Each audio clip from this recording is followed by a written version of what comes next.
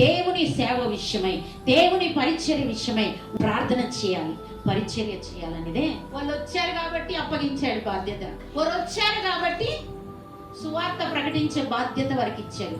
నువ్వు ప్రార్థన చేస్తే ఆత్మల భారం గురించి నీకు ఇస్తాడు. నువ్వు పరిచర్య చేస్తే ఇట్లా పరిచర్య చేయాలి నువ్వని నీకు చెప్తాడు దేవుడు.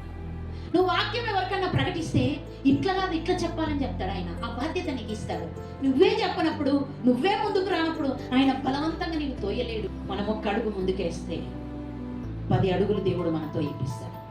అందుకే మీరు సిద్ధపడి, నేను దేవుని కొరకు ఏదో ఒక పని చేయాలి, నేను ఎందుకు బలహీనురాల్ని కాను, దేవుని కొరకు బలముగా నేను వాడబడాలి, నిలబడాలి, ప్రార్థననో ఆరాధనో వాక్యమో ఏదో ఒకటి నేను చెయ్యాలి దేవుని కొరకు. ఈ జీవితాన్ని ఇచ్చాడు, ఈ కుటుంబాన్ని ఇచ్చాడు, నేను ఏదో ఒకటి చేయాలని మనం తీర్మానించుకుని ముందుకెళ్తే దేవుడు 10 అడుగులు మనతో ఏపిస్తాడు.